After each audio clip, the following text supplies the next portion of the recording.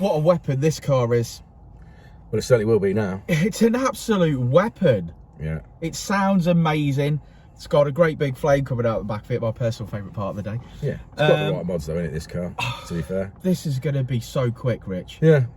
Yeah, so to quick. explain from the beginning with this car, when we first saw this car, we first met this car, Matty had a go at fitting his manifold at home and snapped a stud in the head. Got pretty drastic, that, didn't it? Got pretty drastic pretty quick. We tried to remove it, couldn't remove it in the car, so we had to take the head off. So it got quite invasive there. So head off, had it machined, put it all back together again, fitted his manifold, fitted his, what exhaust was it again? NVIDIA exhaust we fitted, and a few other bits that, prior to it going for supercharging, basically. Yeah, yeah. So we did all that work. It went away, was supercharged, had the TTS shaft-driven kit fitted with the restrictor in it. Now, the restrictor is obviously designed to go in there generally to get set up, get test fitted, get started, getting things dialed in. That's because that supercharger is like universal, isn't it? So if you were fitting it to a Clio, yeah, for example, it wouldn't take as much boost. It wouldn't take as much boost. So could be retrofit to the things. Generally, when you read the instructions, it says fit it, dial it in, get it somewhere near, and then you can obviously take it out and then finish mapping it, sort of thing. Yeah. For whatever reason, I don't really know why the restrictor was left in. The car was handed back to Matty as was, and he bought the car here on one of our Honda days, and we did a standard. Because he was enjoying it, wasn't he? Yeah, he was enjoying it. He was enjoying it, but we did a Honda day, and he ran on the dyno, and he was just a bit disappointed with his figures. Yeah, we finished, it was 292 was where it was. He was hoping for, 350. I think that's what he wanted it to be. He ended on 292, so he was disappointed with that and spoke to us about moving forward. He did. In the meantime, the previous mapper also said that the exhaust wasn't good enough, so we upgraded to the Dynodaze 3-inch. We added another silencer at the back because he'd seen someone else had done that and it cut drone down, which he wanted.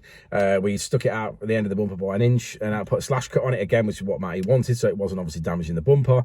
We also changed the dump valve because the ones that kits come with are 25mm. They're never good enough. You get boost, spike and gear changes. So we went for a turbo smart, but race port. Yeah, race port, sort of 50mm. One, we fitted that yesterday as well. Removed the restrictor obviously from the supercharger and then got it on the dyno this morning. Completely started again, obviously with the Ecutek software. To explain to people, like we talked about before, it's on the standard ECU. You obviously get a license. The license was already on this car. The car was always previously mapped. We cannot see the previous tuners work. That's the way it works. You cannot read from the ECU. That's data protection for everybody involved in the ECU tech community. So we start again. So we start again with our own file, a bit of tweaking here and there, getting the fueling dialed in initially. So obviously we needed a lot more fuel because it was making a lot more power. Running about 14 PSI peak this now at the minute. And, that's at the end of the rev range. Everything seems to be really, really good. Nice flat plane now, making power all the way up. Before it sort of came up and flattened off from probably around about the 5,000 to 6,000 mark to the end of the rev range and sort of tabletops, obviously due to the restrictor in the exhaust and the intake of the supercharger.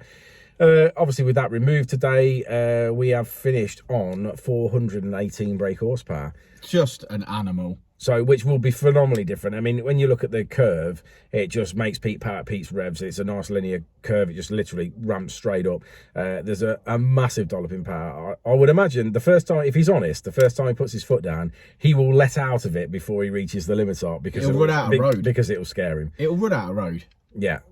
100%. It will feel phenomenal, I'm sure, on the road. I'm not going to drive it. I'm going to let Matty drive it for the first time, and he can give us an honest review. And I'm sure, as he's got his own YouTube bits and bobs, he will review it. So we shall await his appraisal. Yeah, I think what we'll probably do is we'll let him appraise it maybe, and then we'll stick our video probably at the weekend. Yeah, we'll let Matty go first. Yeah, maybe go Sunday or something. We'll let him have the weekend.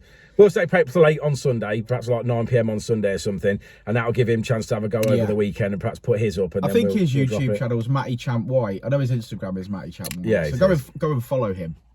Yeah, should we have a look at this graph then? Let's look at this amazing graph. Go on then.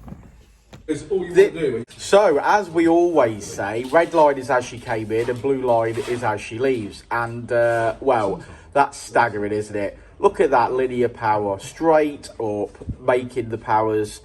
And we finish on 418 brake horsepower, which is 377 at the wheels. What a graph, what a car.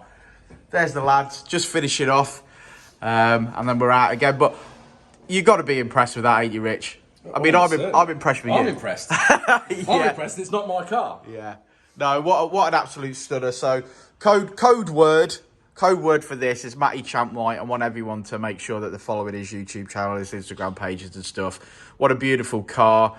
And just, it's going to be a scream. I can't wait to hear his review. So if you stuck around to this point in the video, thanks very much, guys. Like and subscribe and all that jazz. Code word, Matty Champwhite. And we'll see you all on the next one, won't we, lads? Indeed. See you soon. Before and I'll say it again. Life moves pretty fast.